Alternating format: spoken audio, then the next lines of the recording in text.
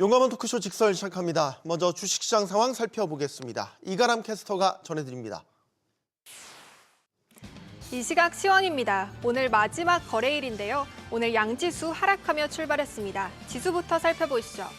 우리 시장 어제 한 달 반 만에 4,200선을 회복했죠. 현재 0.11% 내려갑니다. 4,215선에서 움직임 보입니다.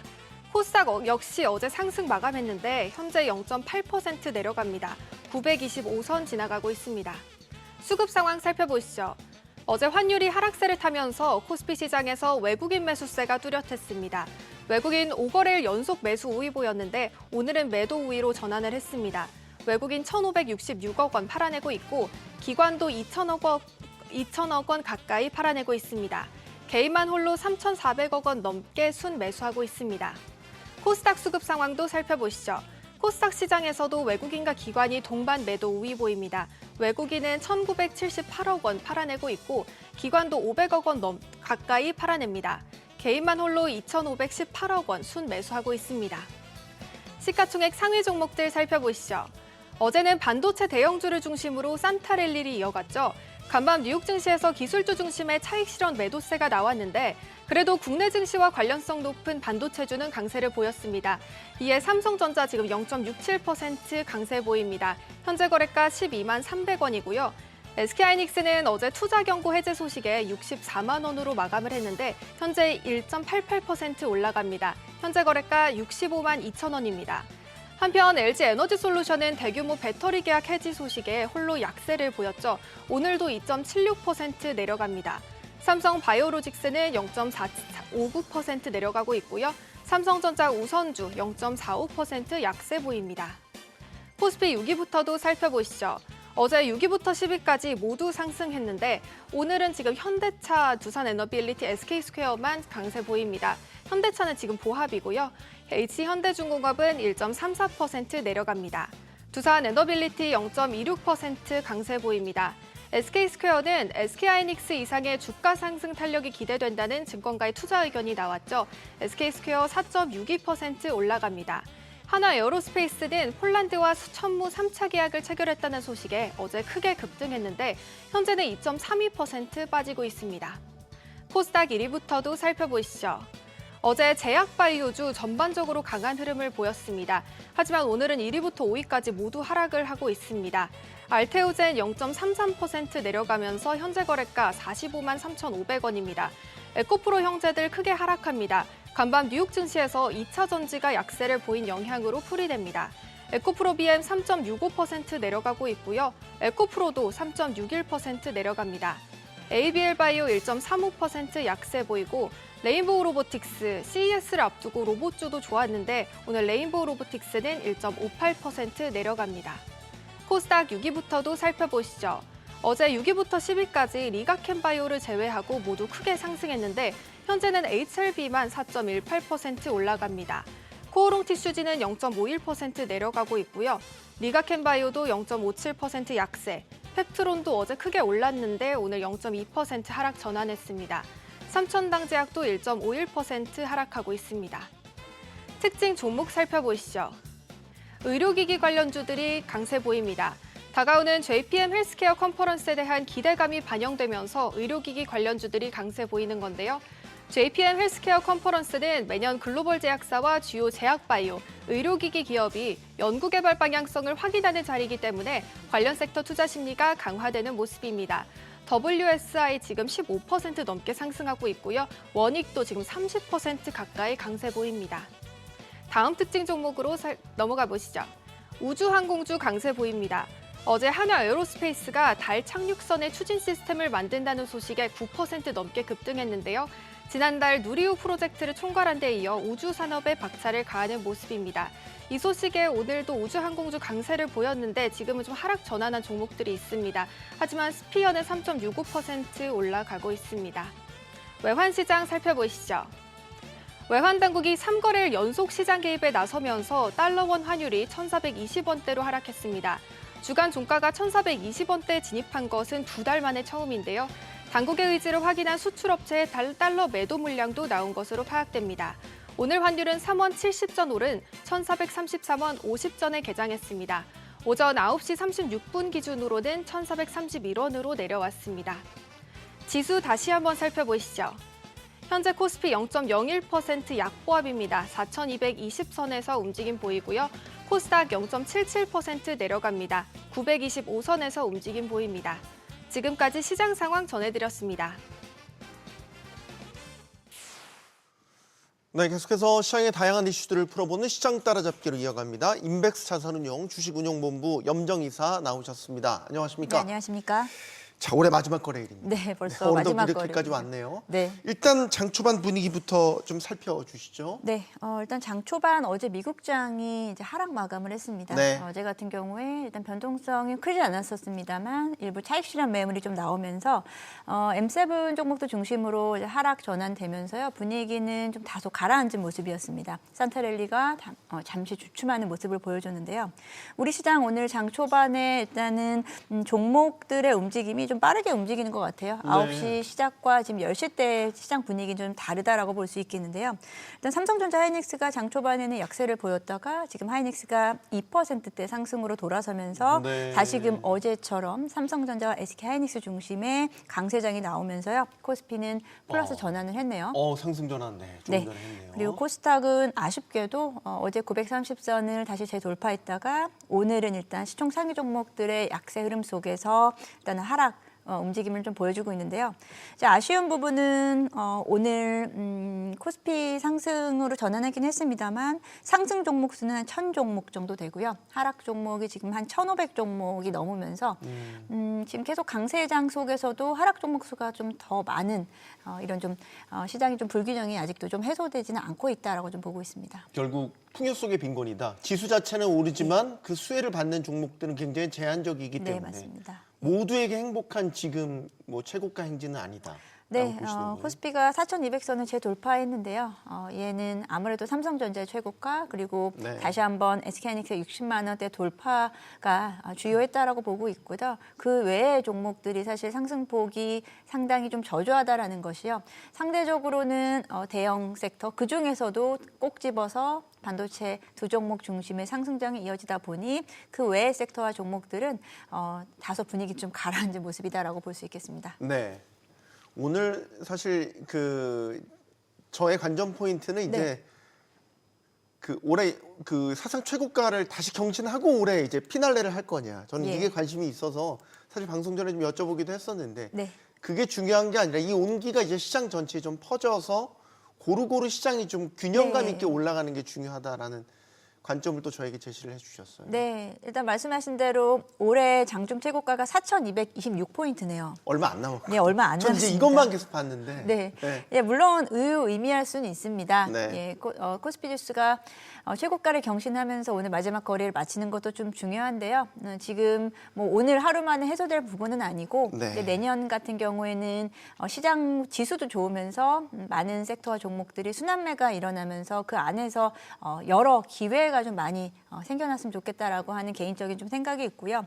또 아쉬운 점은 코스닥이 코스피보다 다소 수익률이 좋지 못했기 때문에 개인 투자자분들께서는 이번 코스피의 대세 상승장에서 상대적으로는 좀 소외된 분들도 많이 있으시다라는 네. 점을 우리가 생각해 보면서 내년에는 어떻게 좀 계획을 세워야 될지도 좀 중요한 부분이지 않을까 생각합니다. 네, 어쨌든 한 해의 마지막 거래일이다 보니까 올해 좀 정리를 해보죠. 너무 예. 다사다난 네. 했지 않습니까? 정말로 많은 예. 일, 천당과 지옥을 왔다 갔다 하기도 했었고 어쨌든 지수 자체만 보면 그래도 성공한 한 해였다 이렇게 평가할 수 있겠습니까? 네, 참 인간이라는 게 불과 상반기에 힘들었던 부분을 깨끗이 잊어버리는 것 같습니다. 망각의 동물이죠. 네. 일단 코스피 지수가 앞서 말씀드린 4,220선까지 올라왔는데요. 네. 올해 저점이 2,400포인트 아 밑이었습니다. 진짜요? 기억 안 나십니까? 약간 기억 안 나요. 저 약간 이러니까요. 닭살 돋았어요. 네, 그렇게 맞습니다. 낮았어요? 예, 4월 달에 최저 포인트가 2,400선, 2,400선 뚫고 내려온 적이 있었습니다. 예. 그리고 올해 같은 경우에는 연초부터 해서 이제 트럼프의 관세 이슈부터 해서 뭐 여러 가지 이슈들이 좀 많았고 국내적인 부분에서는 아무래도 탄핵과 함께 새 정부 출연을 통한 증시 부양책이 맞아 떨어지면서 본격적으로 6월부터 상승장이 아주 가파르게 이렇게 단기에 지수 상승률이 높은 적이 언제 있었나 또 생각이 듭니다. 네, 그럴 만큼 이번 상반기와 하반기는 정말 연도를 달리한다라고 생각될 정도로 맞아요. 오래전 일이다라고 좀 생각이 듭니다. 이제 많은 투자자분들은 아마 하반기만 좀 생각하실 텐데요. 상반기와 하반기 색깔이 많이 달랐고 상대적으로 또 글로벌 증시 작년을 또 한번 생각해 보면 작년에는 우리나라 수익률이 우리나라 코스피 수익률이 거의 최저였는데요. 꼴찌였죠. 네, 올해 같은 경우에는 세계 1위죠. 네. 참 극단적이네요. 네, 그래서 앞으로 이제 내년도가 또 어떻게 될지 또 많이들 전망을 하시고 궁금해하실 텐데 네. 참 저는 예측하기 어려운 지금 시장이지 않나라고 생각이 듭니다. 그러나 내년에도 저는 강세장으로 가지 않을까라고 바람을 섞어서 네. 감히 말씀을 드려봅니다. 자, 내년으로 이제 한번 올마 가보죠. 예. 내년 관전 포인트 그럼 뭐가 있을까? 올해 우리 시장을 이끌어왔던 건 뭐 AI 투자 붐, 이에 따른 메모리 사이클에 대한 기대, 그 다음에 정부의 적극적인 시장 부양 의지, 네. 여기에 따른 뭐 정책 수혜 이런 것들이 이제 박자가 맞아 떨어지면서 올해는 하반기에 드라마틱한 반전을 이뤄냈고 내년에는 어떻게 분위기가 이어질까? 뭐 외국인 수급도 여기 하나의 중요한 축이 될 것 같다라는 생각도 들고요. 네. 전체적인 분위기, 연초의 분위기는 연말과 비슷하지 않을까라고 생각을 합니다. 여전히 투자의 키워드는 반도체와 AI 그리고 로봇 정도로 압축이 될 것 같다는 생각이 들고요. 네. 우리 시장은 말씀하신 대로 내년도 지수 상승 장은 이어질 것이다라고 보는 게 워낙에 삼성전자 그리고 SK하이닉스에 대한 영업이익 추정치가 계속 상향되고 있다는 점에서 두 종목의 상승세가 계속 강하다라고 좀 생각을 합니다. 시장을 끌고 가는 힘이 될 예. 수밖에 없다. 그러다 보니 지수 같은 코스피 지수 차원에서는 지금 물러나지 않는 모습이다라고 좀 생각이 들고 있고요. 네. 이제 거기에서 앞서 말씀드린 지금 그간 최근 2달 동안의 흐름을 보게 되면 삼성전자, SK하이닉스를 제외한 코스피 시총 상위 종목 한 30여 종목을 보게 되면 네. 11월 초 대비해서 지금 오늘자 기준으로 상승한 종목이 사실 거의 손에 꼽히지 않습니다. 반대로 이야기하면 최근 2달 동안 많은 대형주들도 하락 전환을 했다라고 좀 볼 수 있겠습니다. 그만큼 쏠림 인상이 좀 강한 한 해였고요. 특히나 하반기, 특히나 4분기 들어서 더더욱 심해졌다라고 볼 수 있겠습니다. 네. 그리고 최근 외국인들이 오늘은 좀 단기적으로는 차익 실현 매물이 있을 수 있지만 외국인들의 최근 매수세가 또 들어왔죠. 어제를 포함해서 지금 5거래일 연속 외국인들이 코스피에서 매수가 이어졌는데요. 여기에는 환율의 이제 하락도 좀 중요한 부분이었지만 외국인들의 매수세가 삼성전자, SK하이닉스로 쏠림 현상은 여전하다라는 부분은 연초까지 일단은 좀 이어지는 분위기지 않을까라고 예상을 하고 있습니다. 그러면 뭐 감히 삼성전자, SK하이닉스 다 많이 올랐다고는 하지만 네. 지금 여전히 메모리 사이클이 계속 최고치를 향해서 가고 있는 사이클이라면 네. 지금 들어가도 늦지 않는다. 이제 이런 식의 질문을 드려도 되나요? 네, 참 그 부분에서 늘 투자자분들은 고민이실 것 같아요. 고민이실 것 같아요. 네, 네, 지금 되게 계속 현실적인 고민이실 것 네, 같아요. 지금 시점이 고민이죠. 지금 일단 지수 최고치고 주가 종목의 그 주가도 최고치인 상황에서 추가적으로 더 추가 상승이 나타날 것이냐라는 부분은 시장에서는 예상하는 대로 이어질 것 같습니다. 네. 하지만 들어가는 타이밍은 제각각이다라는 점에서는 지금 상승장은 조금 단기적으로는 좀 숨고르기 구간이 나타날 것 같다. 단기적인 눌림목이 나타날 것 같다는 생각이 들기 때문에 네. 일단 장기적인 추세적으로는 물론 좋지만 지금 최고치에서의 어떤 적극적인 진입보다는 분할 매수 또는 눌림목 이용 시 매수가 더 유효하지 않을까라고 좀 생각을 합니다. 네. 올해 뭐 AI 투자 붐에 따른 AI 수혜주들이 참 많았지만 그 중에 핵심적인 인프라로 꼽히는 게 이제 전력기기 예. 주들이었죠. 많이 올랐어요.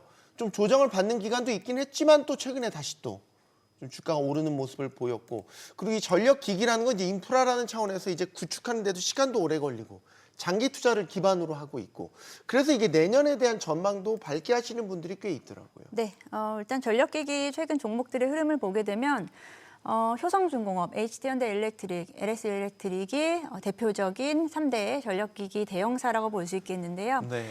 정확하게 세 종목의 11월 말씀드린 11월 초 고점 대비 효성중공업과 HD현대일렉트릭은 고점에서 20에서 30% 정도 조정을 받고 있는 네. 상태입니다. 어제 같은 경우 좀 단기적인 반등이 좀 나왔습니다만 반도체 쪽에서의 상승세보다 전력기기 쪽은 빠른 회복이 좀 못 되고 있다는 점은 반도체와는 전력기기랑은 조금 다른 지금 분위기다라고 말씀드릴 수 있는 게 반도체 쪽은 지금 AI 쪽, 데이터 센터 쪽에 국한되지 않고요. 지금 가격 상승은 메모리 반도체 쪽에 대한 그리고 전체 반도체 사이클 자체에 대한 기대감 그리고 그에 따른 두 기업의 내년도에 영업 추정치를 대폭 상향하기 때문에 나타나고 있는 현상이다라고 좀 보고 있고요. 네. 전력기기 쪽 같은 경우에는 데이터 센터에 대한 투자가 뭐 이에 대한 부분이 이제 지금 뭐 AI 거품이다 뭐 이런 쪽으로 이야기가 되고 있는데 아직 말끔하게 좀 해소되지가 않는 구간이기 때문에 상대적으로는 좀 눌림목이 조금 더 강하다라고 좀 보고 있습니다.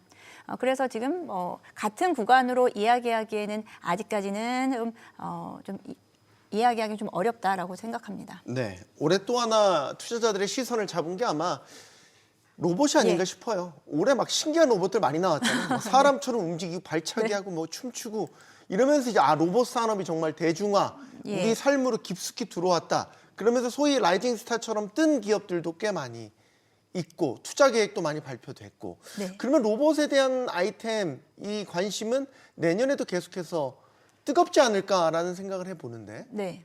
저 역시도 마찬가지입니다. 사실 올해 대형주에서는 SK하이닉스가 가장 높은 상승률을 좀 보여줬습니다만 네. 소형주잔에서 정말 텐베거가 나온 종목이 로봇 쪽이다라고 볼 수 있겠어요. 텐베거.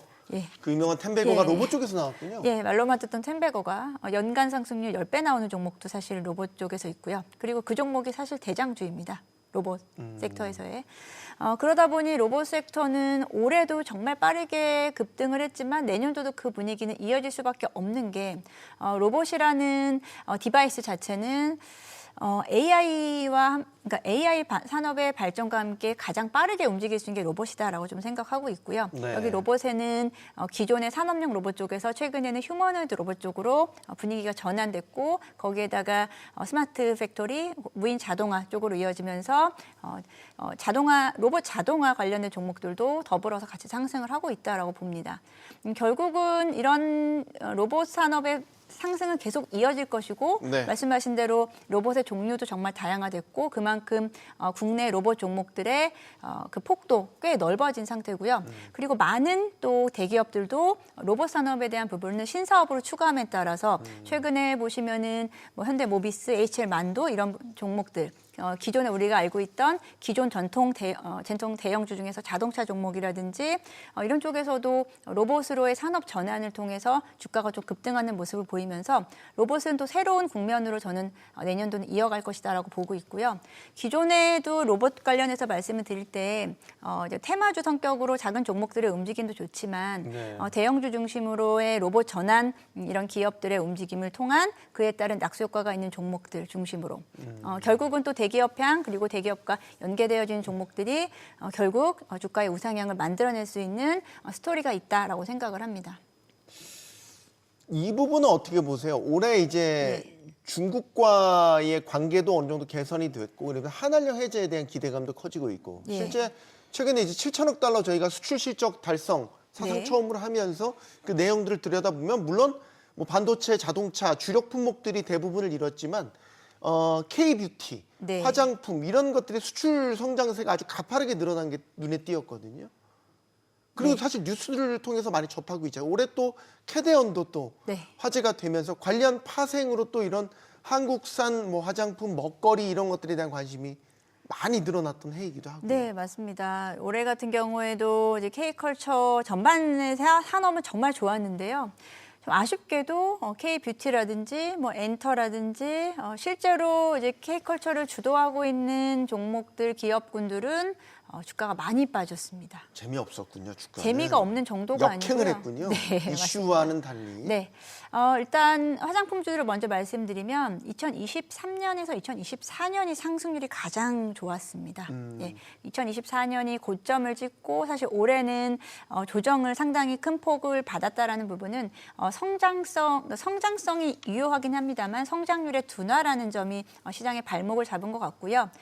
그리고 종목별로도 꽤 흐름이 바뀌면서 화장품 섹터에서도 대형주의 흐름이 강하게 나타났다. 네. APR을 중심으로 해서 몇몇 종목만 시장에서 좀 살아남고 그 외에 중소 종목들은 상당히 부진한 흐름을 좀 보이면서 거기에는 또 이제 올해 하반기에 있었던 또 AI 쏠림 수급 쏠림 현상이 또 이런 중소형 섹터에 또 일정 부분은 일정 네. 부분 아니고 크게 영향을 미쳤다라고 보고 있습니다.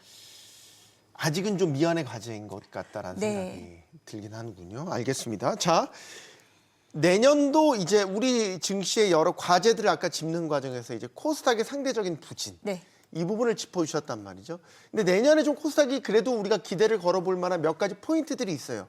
국민성장펀드가 이제 150조 규모로 조성이 되는데 네. 상당 부분이 이 코스닥에 있는 섹터들로 아마 투자가 될 것으로 보입니다. 지금 투자처 선정 과정이 이루어지고 있죠. 네. 이른바 유동성의 확대, 코스닥이 좀 만개할 수 있는 계기가 될 수 있다고 보십니까? 네, 올해 말 12월에 이제 코스닥 활성화 대책을 좀 강하게 부여받기를 기대를 했었는데요. 좀 아쉽게 용두삼이었죠, 사실. 예, 네. 올해 좀 아쉽게 좀 마무리가 되는 것 같습니다. 일단 그럼에도 불구하고 코스닥 활성화 쪽에서는 말씀하신 대로 수급의 영향이 가장 크다라고 볼 수 있는데요. 네. 특히 이제 연기금을 활용한 코스닥 수급 활성화를 지금 준비를 하고 있다라고 정부에서 발표를 했고요.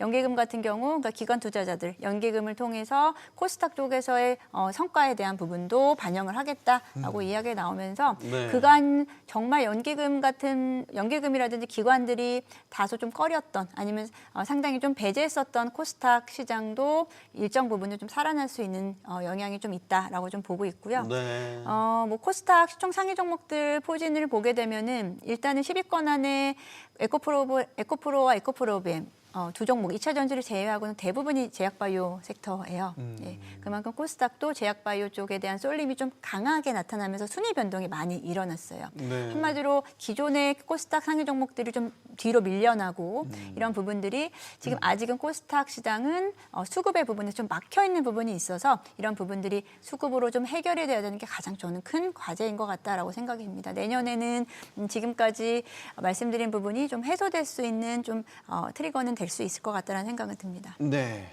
아직은 좀 산적한 과제들이 많아 보입니다. 자, 미국 증시 살펴보죠.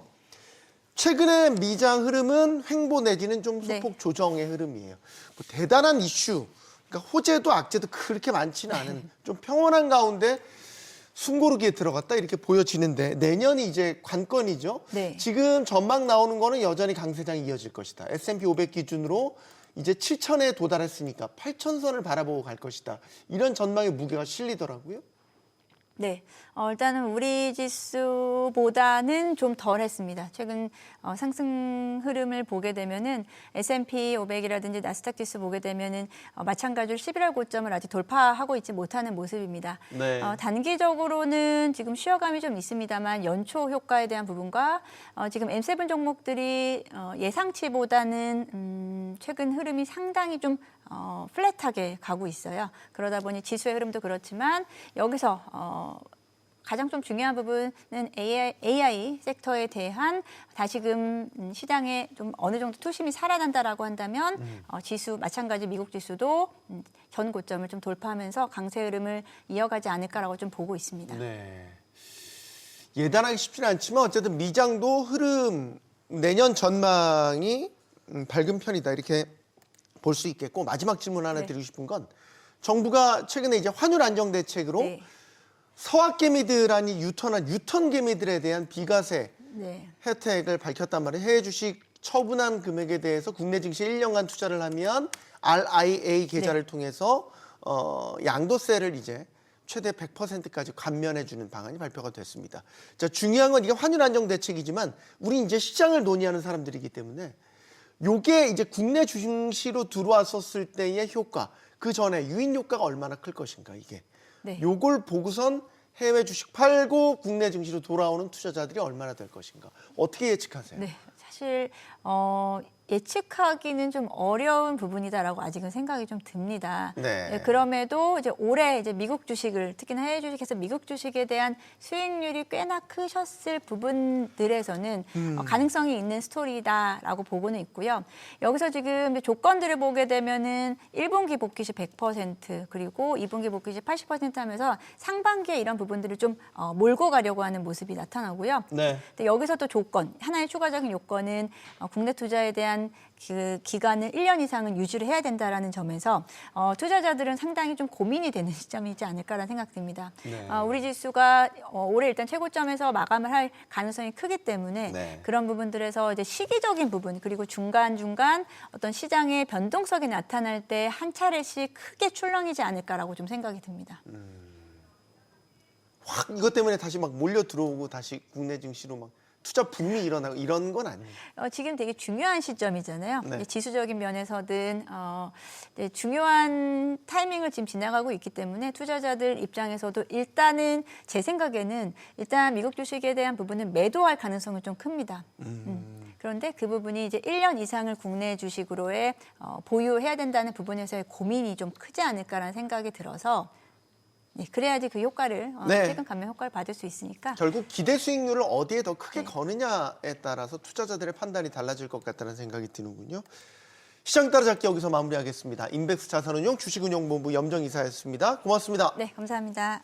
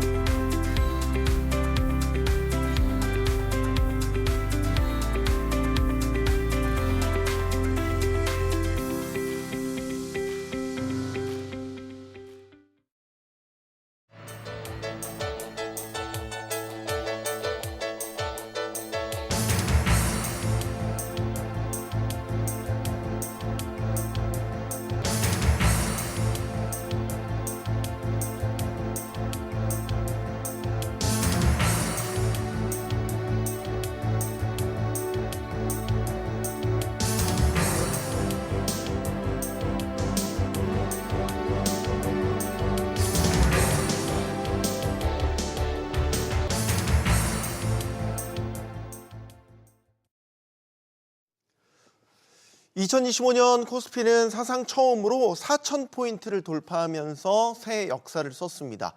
유동성, 반도체 업황 개선, 그리고 정부의 증시 부양 의지까지 이렇게 3박자가 맞아떨어진 결과입니다. 하지만 우리 금융시장을 둘러싼 대내외 불확실성이 여전한 것도 사실이죠.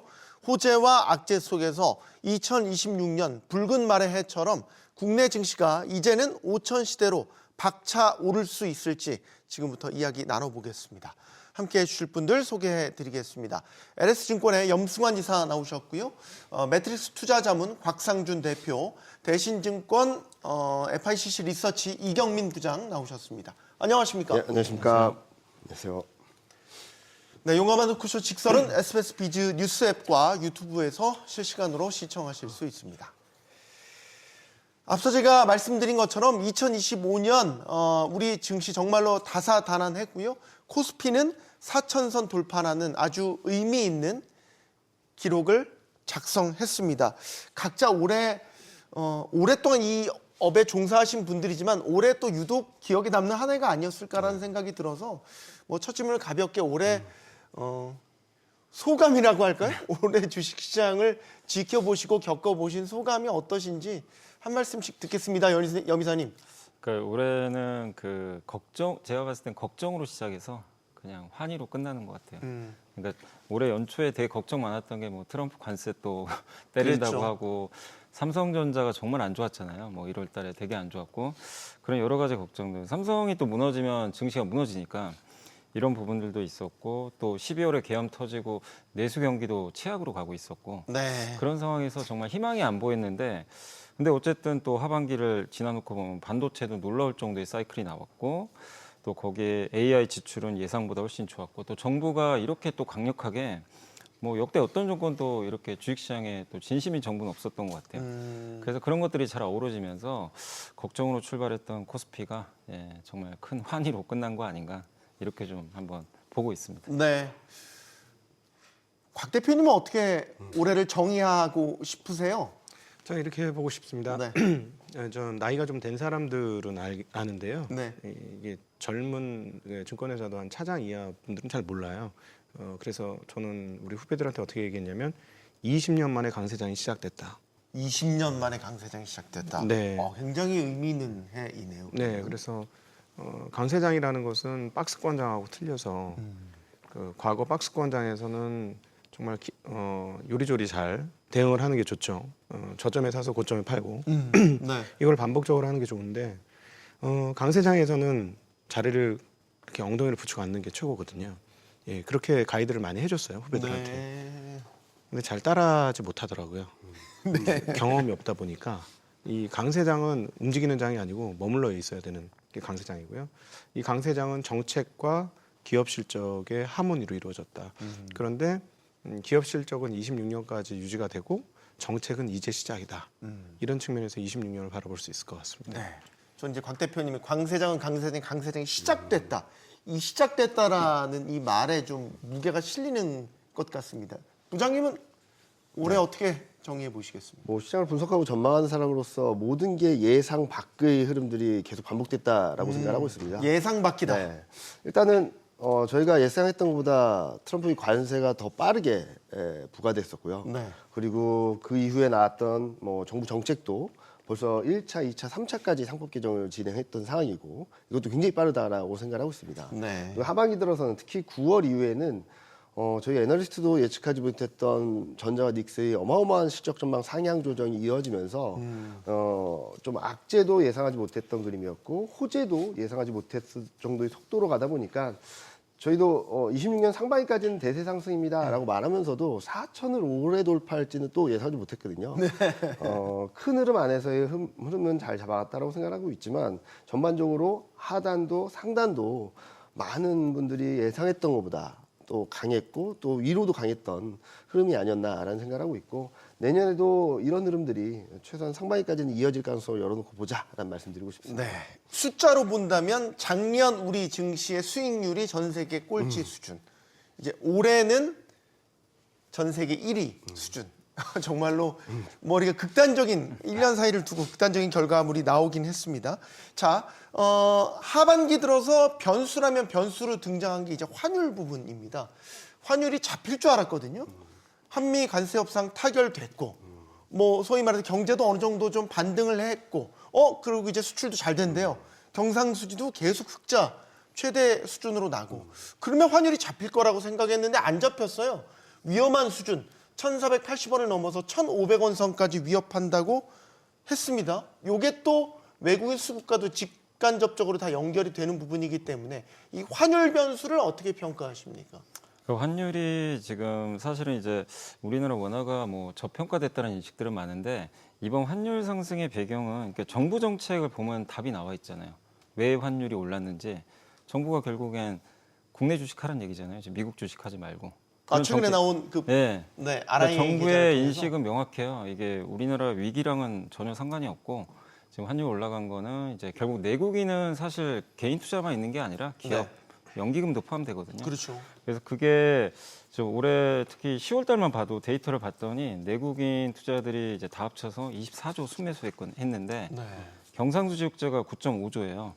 그리고 외국인이 이제 국내 채권 주식 산 게 7.2조.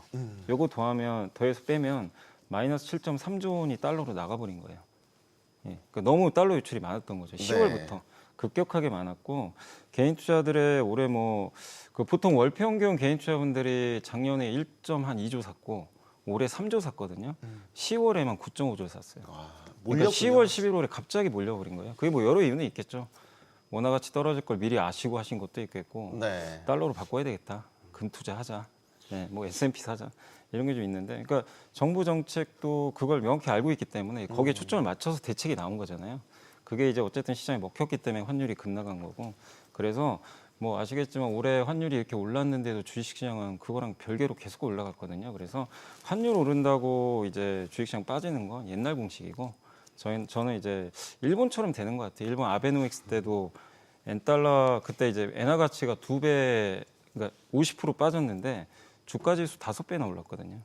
그러니까 그걸 보면 좀 약간 지금 이재명 정부의 기조도 좀 돈풀기잖아요, 사실. 예. 근데 미국보다 돈 푸는 속도가 워낙 빠르다 보니까. 예. 그래서 주식시장에 이게 악재가 아니라 시장에는 큰 영향을 주진 않고. 아, 그렇게 보세요? 예. 저는 그랬으면 주가 지수가 빠졌어야죠.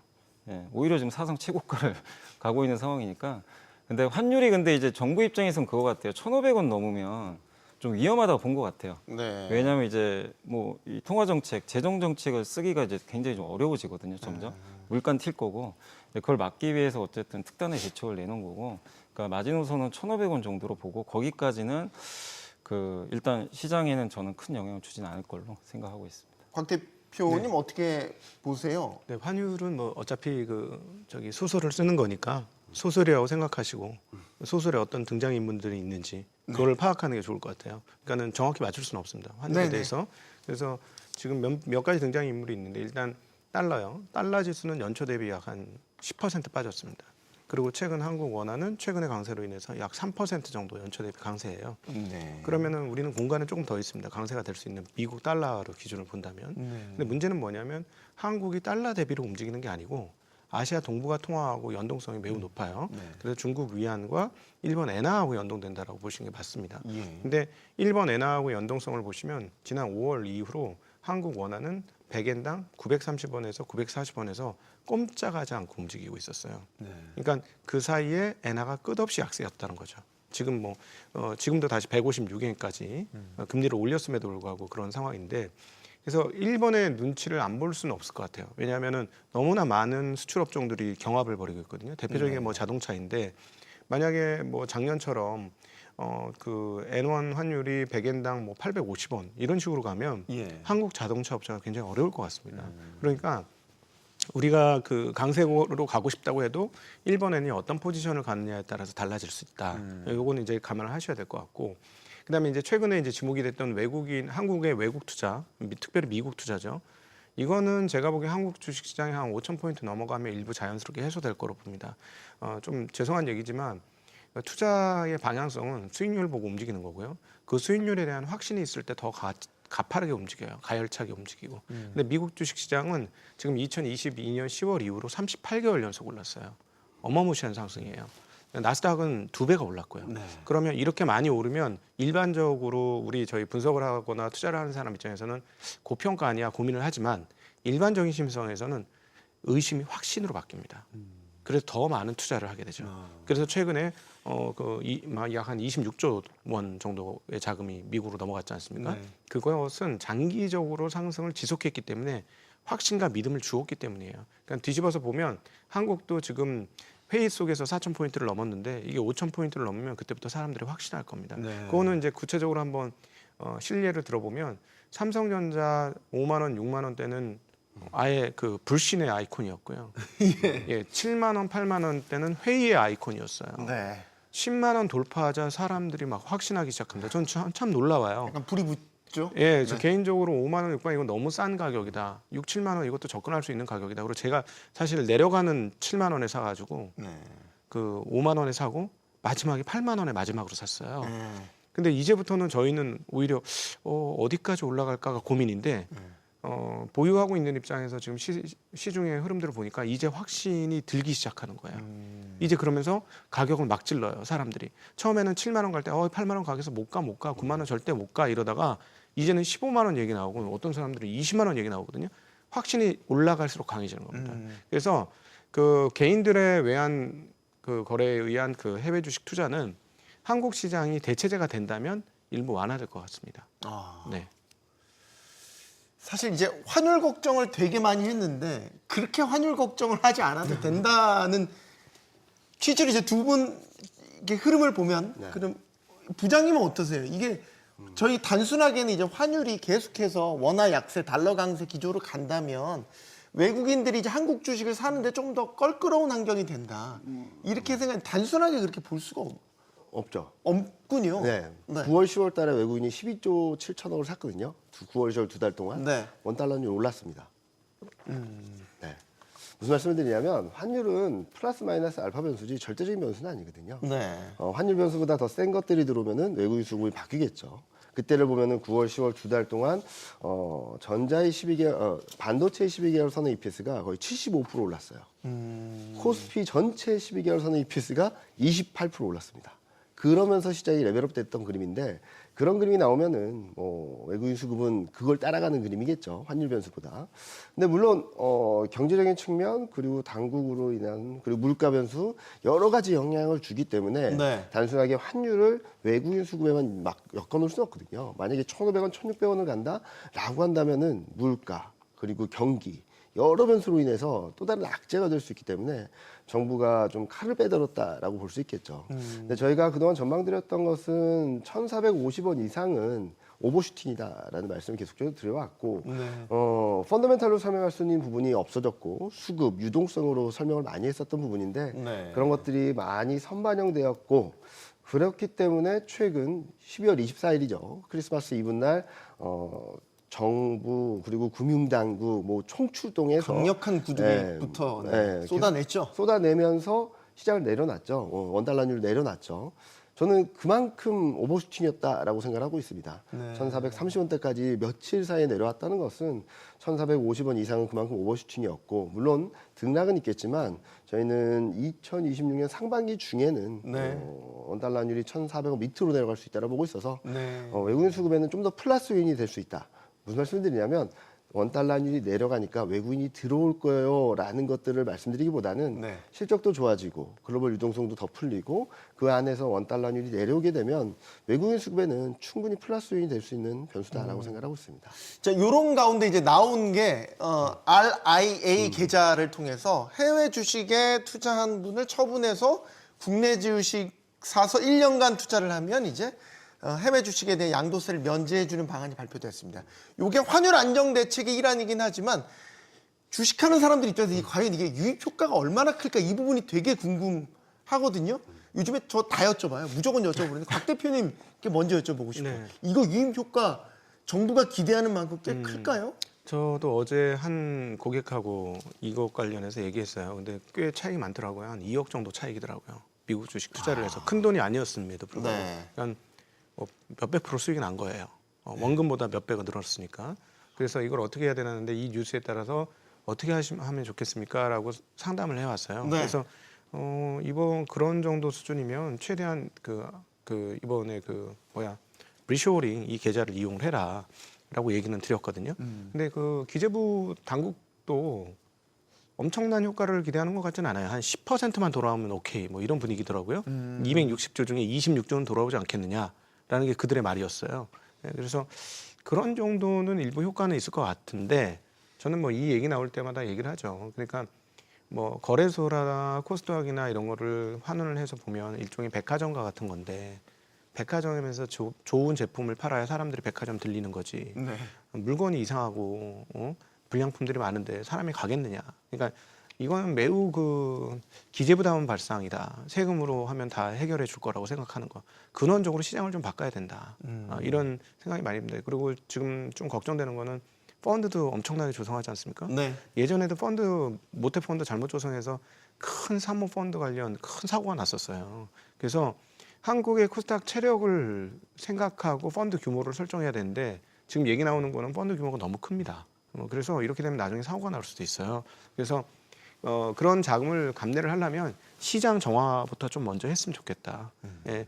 그러니까 미국 시장이 세금 무서워서 간 건 아니잖아요. 수익 보고 간 거니까. 그렇죠. 물론 이제 일부는 세금 안 내고 이 수익을 확정지려니까 너무 좋아서 그렇게 하신 분들이 있겠습니다만 근원적인 복귀는 시장이 좋아져야 됩니다. 그래서 시장 좋아지는 프로그램을 좀 돌려야 되고 그러려면 거래소를 좀 개혁을 하는 것이 좀 필요하지 않을까? 저는 개인적으로 그렇게 생각하고 있습니다. 이경민 부장님. 네. 사실 이제 아직까지 우리 주식시장에 투자하시는 분들의 성향을 보면 장기 투자보다는 그래 단기 투자 위주가 이제 많잖아요. 근데 이제 이거 혜택을 받으면 1년간은 네. 갖고 있어야 되죠. 그러니까 이제 이게 과연 이런 단서 조항이 있는데 유인 효과가 얼마나 될까 여기에 대한 고민이 되는 거죠. 일단은 주식이 아니더라도 그러니까 현금을 가지고 있어도 되는 거고 지금 또 이제 그 추가로 추가적으로 얘기가 리스크로 되고 내고 있죠. 있죠. 네. 그래서 뭐 이거를 꼭 주식으로만 갖고 있으면 되는 게 그러니까 정부 당국에서 원했던 것은 더 이상 미국 달러 유출을 제한하고 일부 유입해서 이걸 묶어놓자라는 의지인 것 같아요. 그래서 얼마나 들어올지는 저희도 뭐 확답을 드리기는 어렵겠지만 네. 일단 굉장히 어마어마한 강도로 미국으로 향했던 자금 흐름들에는 일부 제동이 걸릴 수 있겠다. 네. 그리고 일부는 되돌아올 수 있다. 그러면은 환율 안정에는 좀 플러스 요인이 될 수 있겠고 그리고 여러 가지 뭐 상법 개정이라든지 세제 개편이라든지 시장의 구조적인 변화들을 만들 수 있는 여러 가지 제도적인 변화들이 나타나고 있는 상황에서 이런 정책들 유동성들이 붙어주게 된다면 저는 플러스 요인이 될 수 있겠고 그리고 대표님 말씀하신 것처럼 시장이 좋아져야지 확실하게 들어올 수 있다라고 생각하고 있어요. 네. 그리고 작년 반짝 70% 올랐다라고 한다면 믿기 어렵겠죠. 근데 2026년에도 분명히 좋은 모습을 보여주게 된다면 그때부터는 조금은 확신을 갖고 들어올 수 있는 유인들이 많아지지 않을까라는 생각을 하고 있습니다. 그리고 여러 가지 코리아 디스카운트를 해소하려는 완화시키려는 여러 가지 제도적인 변화들이 있게 되고 네. 그런 것들을 더 앞으로 더 발전하게 된다면 그동안 뭐 코스피는 박스권 어느 정도 오르면 팔아야 돼라는 인식이 바뀌게 됐을 때 자금들은 확실히 들어올 수 있다라고 생각하는데요. 네. RIA 계좌로 인해서 얼마나 들어올지보다는 일단 썰물처럼 밀려나갔던 네. 해외 투자의 자금들에는 일부 제동이 걸릴 수는 있겠다라는 생각을 하고 있습니다. 결국 기대 수익률 아닙니까, 연미사님? 미국 주식에 투자했었을 때 내가 얻고자 하는 기대 수익률과 돌아와서 비과세 혜택과 한국 주식에 투자했었을 때 기대 수익률 요걸 이제 비교해서 이게 더 커야 될 거 아니에요. 그래야 돌아올 거 아닙니까? 그러니까 이 지금 RIA 계좌 같은 경우는 저는 이제 사실 이게 그 나왔을 때만 해도 이게 효과 있을까 좀 그런 생각을 하긴 했는데 네. 제가 사실 어제 이제 저희 지방에 한번 좀 강의가 있어가지고 거기 예. 공무원들 대상으로 한번 강의를 하고 왔는데 네. 끝나고 제가 이 내용을 설명을 해드렸더니 실제로 관심을 가지시더라고요. 아 그래요? 네. 놀란 게 대부분 미국 주식을 하세요. 대부분. 아 공무원분들 대상이시죠? 네, 네, 어디라고 어디 얘기- 공무원이신지 말씀 안 하셔도 됩니다. 네. 근데 이제 미국 주식들 확실히 젊은 분들이 많이 하시더라고요. 근데 이제 요거에 대해서 관심을 가지시더라고요. 그래서 질문도 받았는데 제가 그래서 어제 그 KTX 타고 오면서 이거 생각보다 좀 효과 있겠구나. 그 생각을 좀 했고 물론 이제 그게 얼마나 효과 있을지는 또 아까 그 대표님 말씀대로 이게 그 국내 어떤 이제 기대 수익률이 높아야 되잖아요. 네. 그러니까 그런 것들은 분명히 있을 텐데 어쨌든 이 재테크에서도 제일 중요한 게 절세거든요. 절세도 무시를 못하기 때문에 일정 부분 이제 정부가 원하는 10%가 돌아오는 거, 뭐 그 정도는 뭐 정부 입장에서 목표로 좀 잡았는데 그거 들어온다고 뭐 환율이 뭐 급격하게 꺾이는 건 아닌데 아까 이제 이경민 부장님 말씀대로 상단을 막을 것 같아요. 이 부분은.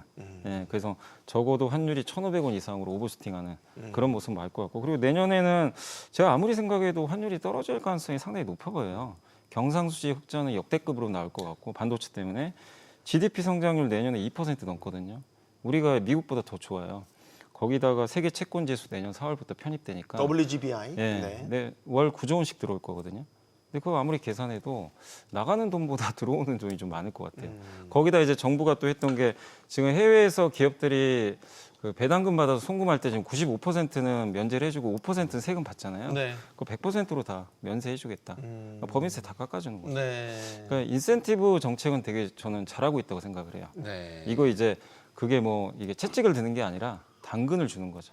그래서 환율은 저는 내년엔 좀 하락하지 않겠냐 이렇게 생각하고 있습니다. 알겠습니다. 자, 내년 증시에 대해서 조금 더 뾰족하게 들어가 보겠습니다. 계속 반도체일 겁니까? 어떻게 보십니까? 아까 삼성전자 말씀 주셨으니까 네. 삼성전자 12만 원 네. 돌파했습니다. 그럼 이제 상단을 더 열어놓고 이제 봐야 되냐? 그러면 내년에도 소위 삼성전자와 하이닉스가 이끌어가는 투톱이 이끌어가는 장이 될 것인데 네. 상반기까지는 그럴 것 같습니다. 상반기까지는. 예, 그리고 상반기 끝날 때쯤 사람들이 열광할 거고 그때부터는 좀 조심해라는 말씀을 사전에 먼저 드리고 싶은데 조심 못할 것이고 예, 그게 충분히 예상되고 아, 조심하라고 이제 말씀 주시는데 조심 안 할 것 같다. 저는 얘기는 안 할 거예요. 왜냐하면 조심하라 그러면 욕 먹을 거니까. 예, 그래서 그 얘기는 안 하는데 아마 하반기쯤 그렇게 될 거로 보여지는데 여기 핵심 키는 마이크론이 들고 있습니다. 이번에 사실은 삼성전자 하이닉스가 10월 달에 갑자기 영업 추정치가 급격하게 올라갔고 네. 지금 뭐 100조, 80조대 뭐 이렇게 나오고 있으니까 어마무시하죠. 그래서 외국인이 들어왔다가 금리에 대한 불안감으로 인해서 외국인이 썰물처럼 빠져나갔어요. 네. 근데 지금 들어오는 최근 일주일간 외국인들이 엄청나게 많이 사고 있거든요. 대부분 삼성전자 하이닉스입니다. 전 이건 마이크론 효과라고 봐요. 왜냐하면 우리가 이제 외국인 투자하면 한국에서 수익을 많이 내가지고 외국인 투자 되게 대단한 것처럼 느끼실지 모르겠지만 제가 보니까 외국인 투자자들이 IT 모르더라고요. IT를 몰라요. 게다가 IT 중에서도 뭐 엔비디아나 이런 거 공부했는지 모르겠는데 메모리는 아예 관심 대상이 아니었어요. 네. 마이크론 테크놀로지 몰랐던 거죠. 그런데 마이크론 테크놀로지가 이번 분기 실적 발표를 하고 깜짝 놀란 거예요. 가이던스 보고 더 놀란 거예요. 그래서 지금 최근 일주일간 흐름 보면 뭐 오르락내리락 하는데 마이크론 혼자 유독 하루도 안 빠지고 계속 오르고 있습니다. 왜냐하면 가이던스가 너무 충격적이었기 때문이죠. 그래서 마이크론 테크놀로지가 다음 분기에 가이던스대로만 실적을 내주면 외국인들은 삼성전자 하이닉스에 대한 매수를 꽤나 길게 할 겁니다. 네, 그렇게 판단됩니다. 왜냐하면 당연히 1위, 2위 업체 그리고 마진이 더 높고 가격이 더 싼 업체 살 수 있죠. 그러니까 마이크론은 자기 옆에 있는 회사니까 사는 거고 근데 메모리가 이렇게까지 실적이 많이 날 수 있어? 그런 정도 예를 들어 매출 총이익률이 뭐 65% 이상 나는 게 그거는 GPU 만드는 엔비디아나 가능한 일이지 브로드컴이나 가능한 일이지 이게 어떻게 그냥 그 커머도티 칩인 메모리에서 나와 이런 생각을 하다가 지금 깜짝 놀란 겁니다. 지금 고정거래 가격 폭등하는 저 추세, 네. 막판에 이제 꼬리를 들어 올리는 저 모습 많이 놀랬죠. 시장이 안팎에서 다들 놀랬고 그럼 이익 상향치를 어디까지 올릴 것이냐 지금 이제 나올 때 됐잖아요. 네. 그럼 이때쯤에 이제 많이들 보고서들 내시잖아요. 네. 지금 분위기가 어때요? 어마어마한 속도로 상향 조정되고 있죠. 어마어마한 그러니까 속도예요? 3개월 컨센서스를 보통 보는데 1개월 컨센서스는 이미 100조를 넘고 닉스도 한 내년 전망이 90조를 넘어가는 모습들까지 보여주고 있어서 굉장히 빠르게 상향 조정되고 있는데 저희도 어디까지 갈지 모르겠습니다. 예. 그게 뭐 시장을 보는 저도 그렇지만 반도체 애널리스트도 상단은 열어놓고 있다고는 하지만 이게 아니 어디- 이제 저희 IR 담당자 만나러 가시잖아요. 전화 통화도 네, 하시고 네. 뭐 그래서 자료도 공식 자료도 받고 해서 분석하시는데 마이크론이 애널리스트, 그러니까 다음 분기 실적을 EPS 전망치를 애널리스트가 전망한 것보다 70-80%를 상향 조정한 가이던스를 줬어요. 이거는 마이크론도 애널리스트도 산업 전문가도 분석을 하거나 예상을 못했다라는 거죠. 그리고 가격이 얼마나 올라올지도 봐야 되는 거고 여러 가지 수요도 봐야 되는 거고. 네. 그래서 저는 요즘 많이 말씀드리는 게 26년 상반기까지는 시장이 되게 좋을 것 같은데 상단을 좀 열어놓자라는 말씀 많이 드리고 있어요. 이익이 올라가는 것만큼 시장은 올라갈 수 있다라고 보고 있거든요. 그래서 9월, 10월 달에도 코스피 현행 EPS가 올라간 것만큼 그보다 조금 못하게 코스피가 올라갔습니다. 네. 그래서 지금 보면은 선행 EPS가 406포인트거든요. PER 10배가 4,060이란 얘기예요. 8월 말에는 3,000이었습니다. 300포인트에서 406포인트. 세 달 좀 넘어서 세 달 가까이 만에 100포인트 이상 오른 겁니다. PER 10배가 1,060포인트가 올랐다는 얘기예요. 이거를 뭐 저희가 예상하기보다는 네. 내년 상반기까지는 매크로 환경도 되게 견조할 것으로 보고 있고 실적에 대한 기대도 굉장히 클 수 있다라고 보고 있어서 굉장히 쌤 그림들을 보고 저희도 내년 상반기에 코스피 5천 시대를 들어간다라고 생각하고 있지만 5천 몇백이다라고 해서 닫아놓지 말고 좀 상단을 열어놓고 보자라는 말씀 많이 드릴 정도로 네. 지금 어디까지 갈지는 좀 지켜봐야 된다라고 생각하고 있습니다. 두 분이 이제 어마어마한 말씀을 주셔가지고 이게 과거하고 좀 다른 게 뭐냐면요. 지금 수요 폭증이라고 자꾸 사람들이 얘기하는데 아니고요. 공급 감소예요. 이거를 꼭 이해하실 필요가 있어요. 쇼티지 우리 얘기하는 예, 그 의도적 공급 감소입니다. 그러니까 캐파를 확대하거나 그러진 않잖아. 네. 그러니까 지금의 고가격, 이 고마진 상태를 메모리 3사가 유지하고 싶어하는 그런 니즈들이 보인단 말이죠. 네. 두 분이 굉장히 어마어마한 말씀들 해주셔서 어떻게 보태시겠습니까? 저는 굉장히 저도 역시 그 반도체 굉장히 낙관적으로 보고 있고 네. 아까 이행 부장님 말씀처럼 상단이 어딘지는 알 수가 없어요. 그러니까 하이닉스가 100만 원 간다 그러면 다들 놀라는데 네. 또 못 갈 이유는 뭐죠? 갈 수도 있는 거잖아요. 네. 그죠? 지금 왜냐하면 노무라가 105조 제시했거든요. 하이닉스 영업이 105조. 네. 105조인데 그걸 넘을 수도 있어요. 지금 애널리스트 추정치 다 뛰어넘고 있거든요. 그런데 지금 시가총액이 한 그 우리가 좀 봤을 때 아직까지는 400조, 500조 정도니까 PER 한 5배밖에 안 되거든요. 그러니까 우리가 보통 이걸 EPS 성장률로 놔두면 PEG라고 그러는데 0.5배밖에 안 돼요. 피터 린치가 0.5배는 강력 매수라 그랬거든요. 물론 이제 반도체는 사이클이니까 그렇게 우리가 극단적으로 생각할 필요는 없는데 다만 그냥 위가 어딘지는 목표가를 정하지 말자는 거죠. 예, 갈 때까지 가는 내년 하반기에 꺾일지 27년에 꺾일지 그건 아무도 알 수가 없습니다. 그리고 제가 생각했을 때는 일단 이제 공급도 너무 적은데 수요도 계속 좀 폭발할 거로 좀 보는 이유가 지금 저도 이제 매일 제미나일 쓰지만 옛날에는 우리가 챗GPT나 이런 거 쓸 때 내가 이 친구랑 대화하면 다 까먹어요. 그러니까 나의 비서가 되진 않아요. 근데 지금은 나랑 얘기한 거를 A부터 Z까지 다 기억을 해야 돼요. 네. 그래야 완벽한 비서가 되는 거거든요. 그래서 내가 좋아하는 거, 내가 원하는 것들 바로 그 질문을 하면 나한테 맞는 상품을 다 꺼내줘야 돼요. 네. 그러려면 나의 데이터를 이제 축적하고 따로, 있죠. 네. 그래서 메모리 저만 그런 게 아니잖아요. 전 세계 사람들이 전 다 기억해야 기업들이 돼요. 그래서 이 SSD라든가 DRAM 수요가 폭발할 수밖에 없어요. 그러니까 저는 그래서 올해 미래에셋증권의 그 한 연구원님이 쓰신 자료가 되게 인상적이었던 9월에 나왔는데 연산의 시대가 가고 메모리의 시대가 올 거다. 그때 얘기를 했어요, 실제. 근데 실제 그대로 지금 적용이 되고 있고 메모리가 지금 올해 그 S&P 500 1, 2, 3등이 다 메모리 기업들이에요. 웨스턴 디지털, 마이크론, 시게이트. 시게이트. 엔비디아는 보이지도 않았으니까 몰랐는데도. 샌디스크는 왜 빼십니까? 샌디스크도 뭐 폭발적으로 오를 네. 때는 좀 무서울 정도로 오르던데. 그러니까 그만큼 우리가 너무 메모리를 가소평가했다. 근데 저희가 좀 이거 결이 다른 아니죠. 연결된 얘기죠. AI 거품론이 올해 몇 차례씩 불쑥불쑥 시장을 다 잡아 흔들었단 말이죠. 이거 괜찮습니까? 왜 AI 거품론은 저희가 변수로 두지 않는 겁니까? 그 AI 거품이 되려면 그거는 이제 거품을 잘 경험을 못 해보셔서 그런데 이제 이럴 때 나이 먹은 게 좋아요. 네. 98년, 99년 닷컴 버블 때 직접 투자를 해본 사람 입장에서 네. 그때 버블하고 비교해 보면 지금 버블은 아니에요. 그때는 어떠냐면 회사가 적자가 나면 주가가 상한가 갔어요. 왜냐하면 그 인터넷 투자했다고 그래가지고 그 투자로 인한 적자이기 때문에 오른다. 뭐 이런 개념이에요. 근데 요즘은 되게 냉정하지 않습니까? 야, 오라클 저 정도로 1년 자기네 현금 흐름보다 더 많은 그 양의 그 채권을 찍어가지고 저거 빚을 어떻게 갚겠어? 냉정하게 보고 있지 않습니까? 네. 근데 대부분 지금 투자하는 회사들은 현금 창출 능력이 굉장히 좋은 회사들이에요. 근데 하나 걱정이 그겁니다. 만약에 투자한 것만큼 리턴이 없다고 판단되는 그 시점에 그들이 지금하고 똑같이 투자할 것이냐. 지금은 경쟁 체제예요. 빅테크들의 경쟁이기 때문에 내가 여기서 자리 못 잡으면 내가 죽는다는 생각으로 지금 막 뻗어나가고 있는 거거든요. 네. 그래서 지금 인정사정 볼 것 없이 물량 투입하는 건데 어느 시점이 되면 가닥이 나올 거 아니에요. 네. 근데 그 가닥이 언제쯤 나올지 잘 모르겠어요. 말씀하신 대로 이제 학습 단계를 넘어서 이제 추론 단계에 넘어갔어요. 그래서 이 추론 단계에서 이게 어떤 우리가 요즘 쓰고 있는 일반적인 앱 단계까지 넘어갈 수 있을지 잘 모르겠단 말이죠. 그래서 요 과정에서 이 빅테크들이 고민을 할 거예요. 야, 이거 계속 투자해도 돼? 아니면 멈춰야 돼? 그게 아마 제일 강력한 신호가 될 건데 아직까지는 뭐 26년까지는 그 CEO들의 입에서 투자하겠다고 하니까 네. 일단 그걸 받아들여야죠. 네. 계산기를 두드리기 시작했다라는 네. 거잖아요. 네. 계산기 두드려서 마이너스 나오면 이거 아니야 이제.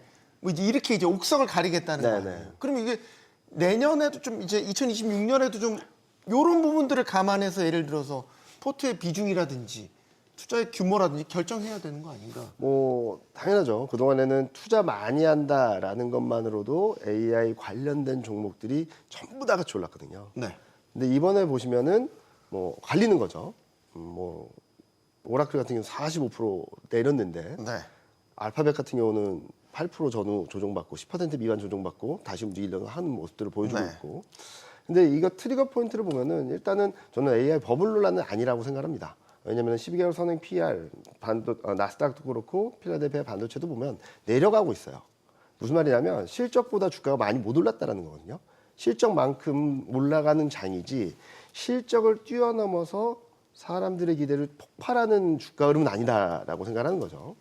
이런 상황에서 그 안에서도 실적 대비 많이 오른 뭐 100배, 200배 받는 애들이 있을 거고 네. 엔비디아는 최근 주가가 많이 빠지지도 않았음에도 불구하고 12개월 선행 PR이 22배짜리도 있을 거고 마이크로모처럼 뭐 12배, 13배 했던 게 8배로 가는 기업들도 있을 거고 실적이 워낙 좋아서 그렇기 때문에 실적이 좋은 쪽과 실적이 좀 부진한 것, 현금 창출 능력이 떨어지는 것과 좋은 것들을 좀 갈리는 그림이 아닐까라는 생각을 하고 있어서 지금은 뭐 AI 버블로 인해서 피해야 될 때다라는 것들이 아니라 그동안에는 다 같이 오르는 뭐 보통 테마주나 이런 쪽을 투자하다 보면은 초반에는 다 같이 움직이다가 그 다음에는 한 단계 걸러지고 그 다음에 한 단계 걸러지고 하면서 되게 압축되거든요. 네. 그런 첫 번째 단계에 들어가지 않았나? 라는 생각을 하고 있어서 네.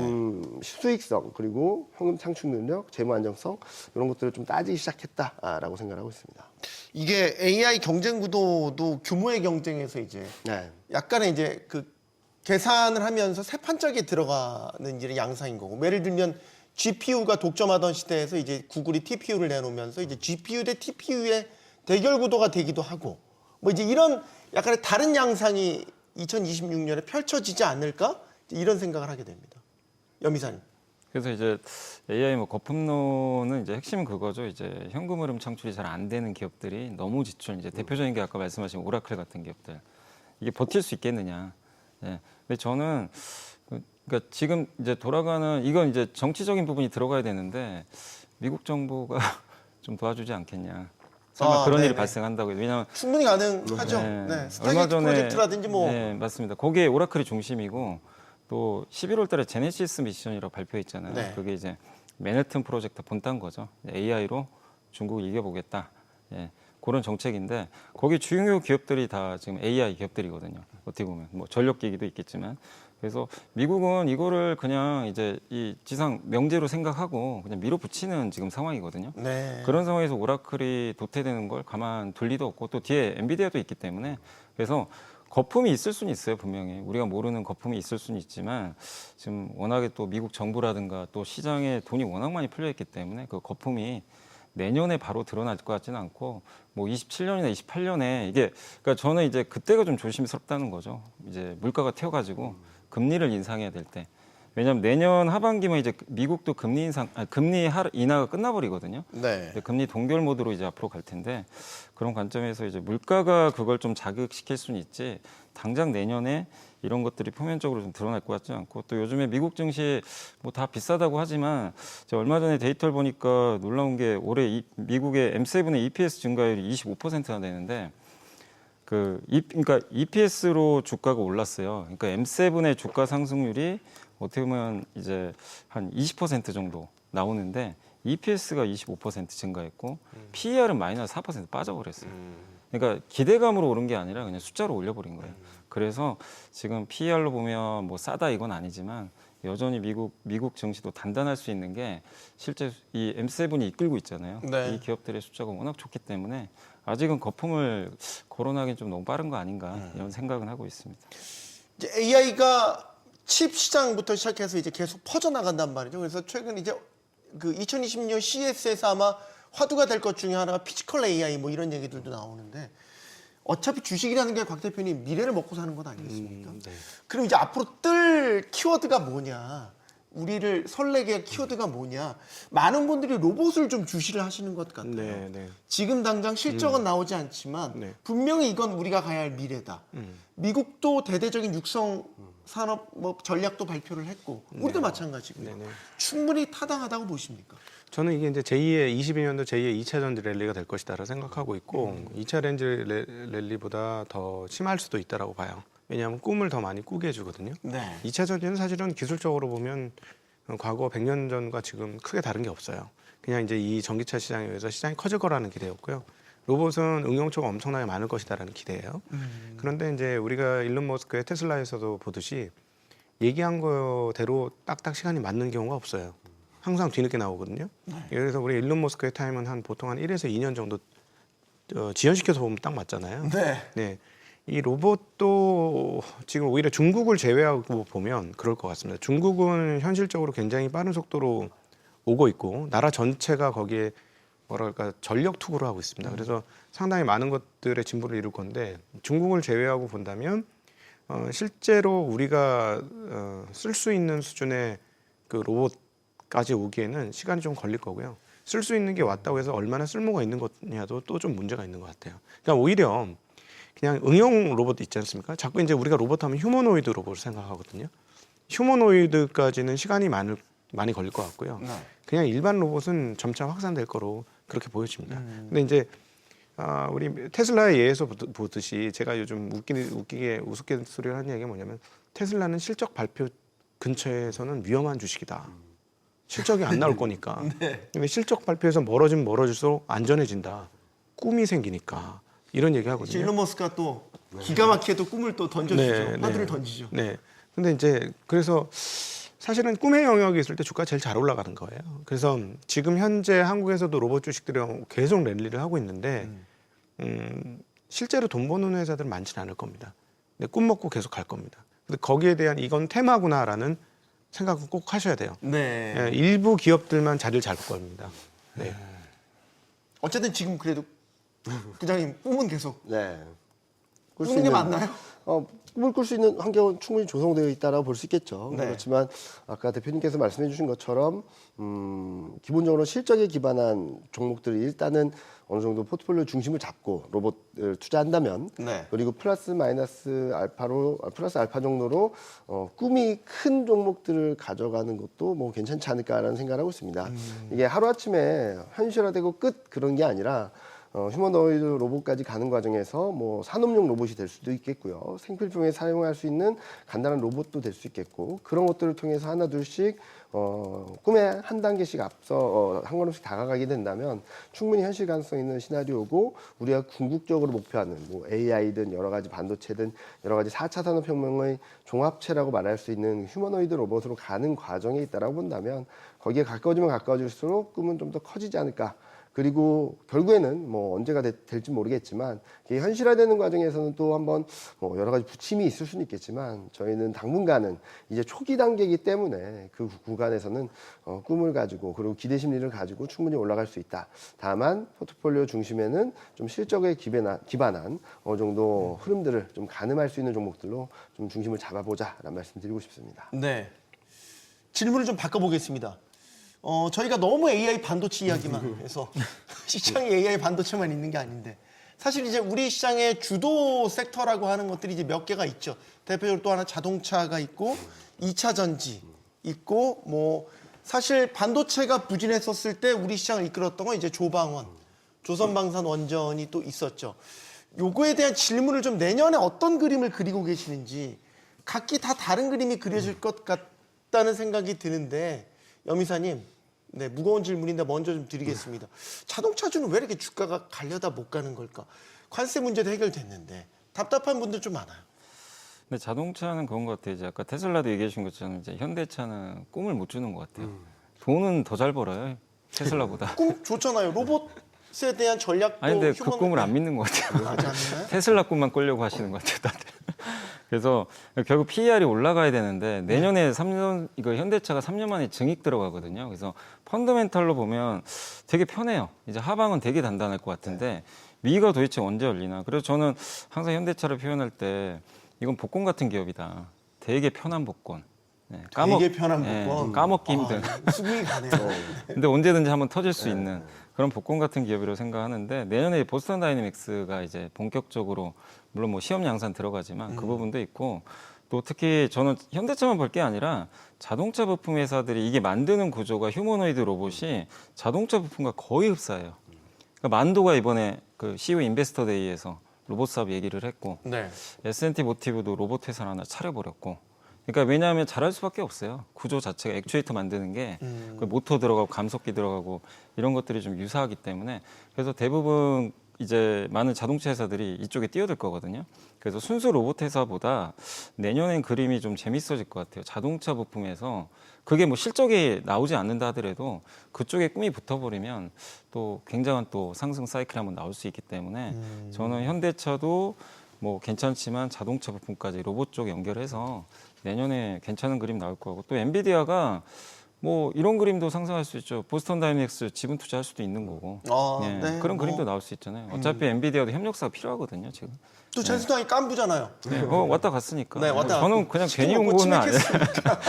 그래서 자동차 쪽들 뭐 내년에 저는 괜찮지 않겠냐 이렇게 생각하고 있습니다. 제 곽 대표님한테는 2차 전지를 여쭤보고 2차 전지 부활을 논하기엔 아직 이릅니까? 2차 전지는 결국 여전히 뭐 자동차가 제일 큰 수요처인데 미국에서 그 자동차 보조금이 없어졌지 않습니까? 전기차 네. 매우 큰 타격이 있습니다. 엊그저께 그 LNF가 테슬라하고 계약 해지. 계약했던 네.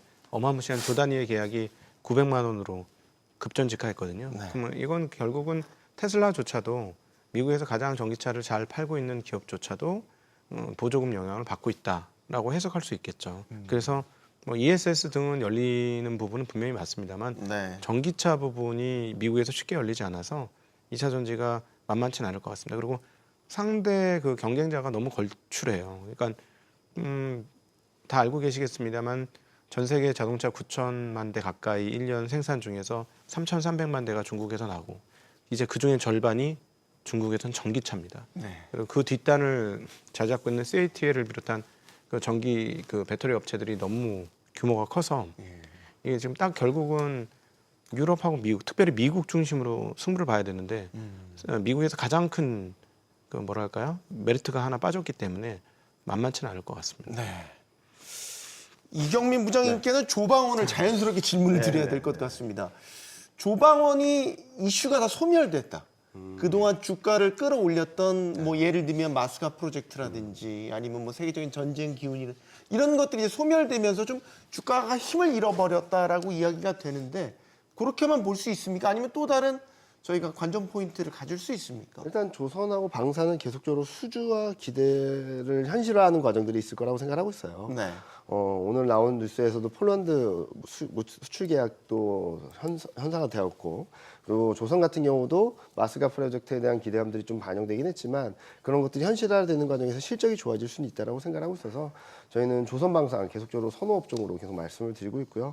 다만 원전 같은 경우는 2030년까지 이렇게 될 거야라는 기대감들이 많이 반영돼 있어서 그리고 실질적인 수주가 들어오게 된다면 한국 기업들의 경쟁력이 얼마나 좋을지에 대해서 계속적으로 검증하는 과정이라고 생각하고 있거든요. 네. 그래서 조방원 중에서는 좀 조선 방사는 좀 더 계속적으로 들고 가되 2025년 상반기처럼 어마어마한 급등세가 나오긴 좀 어려울 것 같다. 기대와 현실 간의 괴리를 좁히는 과정에서 실질적인 수주가 들어오면 레벨업되고 그런 상황에서 좀 등락을 보이다가 뭐 수주가 또 들어오면 또 레벨업되고 이런 계단식 상승이 되지 않을까라는 생각을 하고 있어서 충분히 올라갈 수 있는 여러 건 있지만 그동안의 기대와 현실이 맞물려서 급등을 했던 구간에서는 좀 네. 벗어나서 계단식 상승 구간으로 들어갔다라고 생각을 하고 있습니다. 이제 마칠 시간이 돼서요. 네. 마지막 좀 마무리 말씀 좀 듣겠습니다. 이제 2026년 우리 투자자들은 어떤 마음가짐을 갖고 임해야 되겠습니까? 뭐 2025년은 워낙 다사다난했습니다. 천당과 지옥을 왔다 갔다 했고 2026년 곽 대표님께 먼저 말씀 듣겠습니다. 좀 믿어봐라라는 말씀 드리고 싶습니다. 한국 시장도 좋아질 수 있는 시장이다. 그렇게 나쁜 시장 아니다. 왜냐하면 저렴하니까.